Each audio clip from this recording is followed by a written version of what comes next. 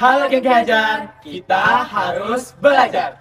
Perkenalkan, nama saya Rahmat Fadilah. Perkenalkan, nama saya Citra Atika Mutiara. Perkenalkan, nama saya Kemal Hazik Muhammad Saragi. Kami dari SMA Negeri Plus Provinsi Riau. Halo Gen Ki Hajar, tujuan proyek kami pada kali ini adalah untuk mengurangi permasalahan-permasalahan yang disebabkan oleh sampah. Menggunakan metode fermentasi untuk mengubah sampah organik menjadi pupuk kompos dan biogas, serta distilasi untuk mengubah sampah plastik menjadi bahan bakar. Dengan menggunakan bahan seadanya, mari kita mengubah dunia. Kak, coba tengok ini Kak.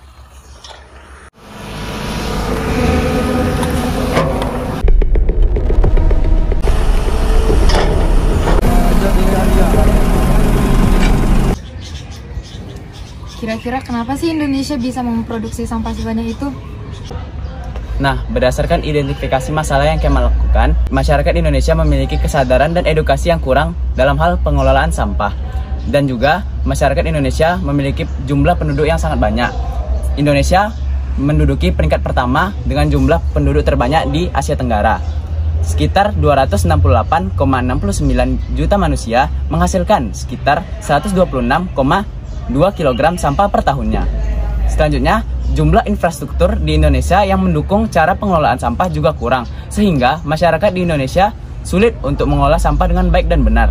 Dan yang terakhir adalah penegakan hukum di Indonesia yang sangat minim, sehingga masyarakat Indonesia merasa tidak terikat aturan untuk mengelola sampah dengan baik dan benar.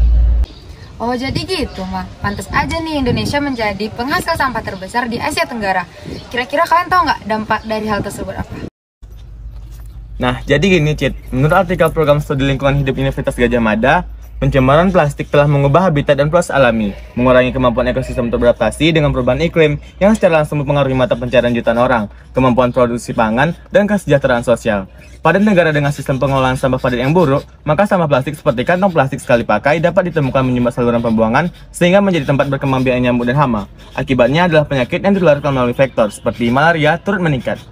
Nah, dan juga plastik juga merupakan kontributor emisi gas rumah kaca, di mana sekitar 98% produk plastik sekali pakai dihasilkan dari bahan bakar fosil. Tingkat emisi gas rumah kaca yang terkait dengan produksi, penggunaan dan pembuangan plastik berbasis bahan bakar fosil konvensional diperkirakan akan tumbuh 19% dari anggaran karbon global pada tahun 2040. Oh, nah kalian tahu nggak sih, sampah-sampah di sekolah kita ini masih belum terkelola dengan baik loh, seperti sampah organik, sisa makanan kita, dan juga sampah plastik yang kita gunakan setiap harinya. Mari kita bangun kesadaran dari sekolah kita terlebih dahulu. Boleh banget sih Kak, tapi gimana caranya Kak? Nah, menurut jurnal dan beberapa referensi yang aku baca, kita dapat menerapkan beberapa metode di sekolah kita. Di antaranya itu metode fermentasi untuk mengubah sampah organik menjadi biogas dan pupuk kompos, serta metode distilasi untuk mengubah sampah plastik menjadi bahan bakar. Bagus banget tuh, yuk kita ke percobaannya. Yuk! Sebelum kita masuk ke percobaan, yuk kita buat alatnya terlebih dahulu. Alat dan bahan yang digunakan untuk fermentasi sampah organik adalah sebagai berikut. Alat dan bahannya udah nih teman-teman, yuk langsung buat alatnya. Pertama, lubangi tutup tong sampah dengan bor. Letakkan T-valve dan lem di bagian tutup yang telah dilubangi. Lubangi tong sampah pada bagian samping dengan menggunakan besi bekas. Letakkan konektor pada lubang di samping tong sampah dan lem agar kokoh. Sambungkan pipa dengan pipa PVC dan keran plastik. Sambungkan pipa plastik dengan T-valve pada tutup tong. Sambungkan keran besi pada selang plastik untuk membuka dan menutup laju gas. Sambungkan lagi dengan pipa plastik. Dan sambungkan pipa plastik kepada T-valve. Bagian T-valve lainnya disambungkan kepada selang plastik yang terhubung dengan benen. Bagian T-valve terakhir disambungkan dengan selang plastik yang nantinya akan dijadikan sebagai tempat keluarnya api dari biogas. Nah, alatnya udah jadi teman-teman. Yuk ikuti kami ngumpulin bahan-bahannya. Yuk!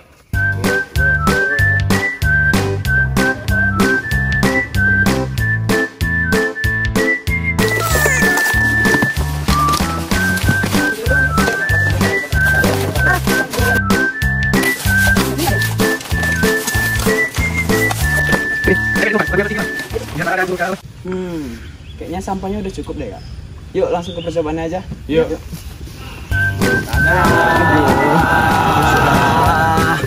Tama-tama masukkan sampah organik yang telah dikumpulkan ke dalam tong yang telah disediakan. Lalu tutup tong dengan rapat sehingga tidak ada udara yang dapat keluar. Dan diamkan sampah hingga benden terisi gas etana.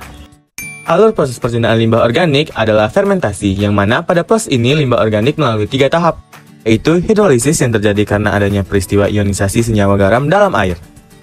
Lalu asidifikasi atau menurunnya pH pada suatu larutan hingga keadaan asam merupakan fenomena yang terjadi akibat adanya reaksi antara limbah organik dengan gas karbon dioksida. Serta proses metanogenesis merupakan tahap terakhir dari perjinaan anaerob di mana metanogen menghasilkan metana dari produk akhir acetogenesis serta dari beberapa produk seperti hidrolisis. Proses fermentasi anaerob akan berlangsung optimum bila rasio karbon banding nitrogen adalah 30:1. Selama proses ini terjadi pertumbuhan bakteri anaerob pengurai, proses penguraian material organik, dan stabilisasi pembentukan biogas menuju kepada kondisi optimumnya. Akhirnya akan menghasilkan gas karbon dioksida dan gas metana yang akan keluar melalui selang. Pada bagian T-valve, keran pada bagian selang tempat keluar biogas ditutup, sehingga gas karbon dioksida dan gas metana akan mengisi benen. Saat ingin digunakan, keran pada bagian keluarnya biogas dibuka secukupnya, lalu hidupkan kompor dengan gas yang telah mengalir keluar. Dan terakhir, sisa dari fermentasi ini dapat menghasilkan pupuk kompos nantinya. Nah, sampah organiknya udah nih teman-teman. Yuk, lanjut olah sampah plastiknya. Alat dan bahan untuk proses distilasi adalah sebagai berikut. Lanjut ke pembuatan alat. Pertama, lubangnya tutup kaleng besar menggunakan bor. Pasang konektor pada tutup kaleng besar. Lem dengan lem steel agar selang kedap udara. Pasangkan selang anti panas ke tutup kaleng besar. Lubangi bagian samping atas dan bawah kaleng kecil. Masukkan selang plastik ke bagian samping atas kaleng kecil. Lalu buat lilitan dan keluarkan melalui bagian samping bawah kaleng. Lubangi bagian atas dan samping bawah kaleng sedang.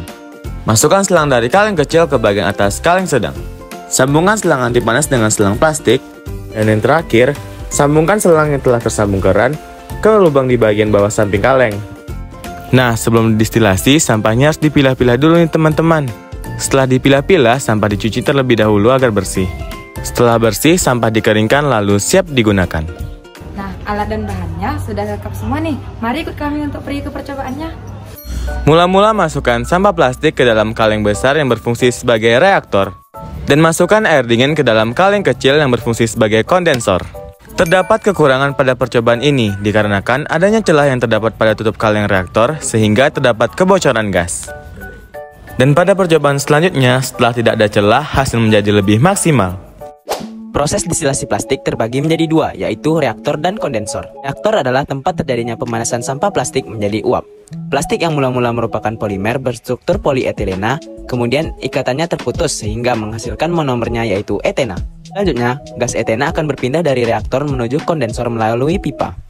Proses kondensasi yang terjadi di kondensor di mana terdapat air dingin yang membantu fluida gas suhu tinggi dari reaktor berpindah ke suhu fluida yang lebih rendah, sehingga proses pendinginan merupakan hal yang krusial. Salah satu faktor yang mendukung proses kondensasi adalah jumlah lilitan dan kualitas selang yang digunakan. Selanjutnya, setelah melewati kondensor, cairan berupa bahan bakar akan mengalir ke tempat penyimpanan minyak dan akan disimpan di tabung tersebut. Nah guys, hasilnya udah jadi nih. Yuk kita uji coba. Cara pengujiannya adalah dengan cara mengambil sampel. Namun sebelum itu, kita bersihkan alat pengambil sampel terlebih dahulu. Lalu ambil sampel secukupnya. Dan kita bakar untuk mengetahui keaktifannya. Nah, dengan terbakarnya sampel dapat membuktikan bahwasannya sampah plastik dapat kita ubah menjadi bahan bakar dengan metode distilasi yang nantinya akan berguna bagi masyarakat. Nah, dari pembakaran sekitar 1 kg sampah plastik menghasilkan 150 ml bahan bakar. Dan untuk percobaan selanjutnya, kita dapat menggunakan kayu bakar sebagai pengganti kompor listrik. Setelah beberapa minggu, sampah organiknya kita fermentasikan, yang mana membuat hasil dari fermentasi tersebut membuat gasnya tersimpan di dalam benen ini. Mari kita coba nyalain apinya.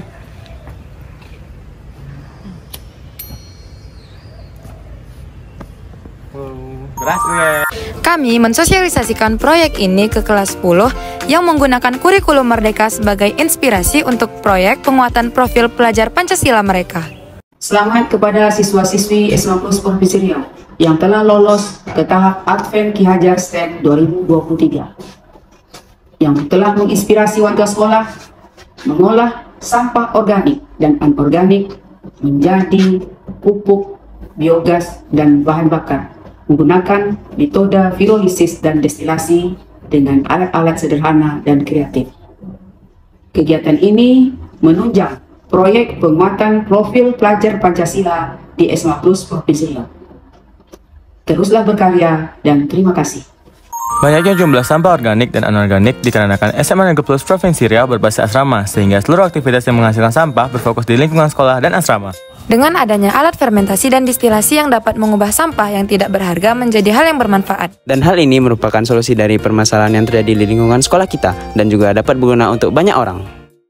Jika ada sumur di ladang, Bolehlah kita menumpang mandi. Jika ada umuran panjang, boleh kita berjumpa lagi. Wassalamualaikum warahmatullahi wabarakatuh.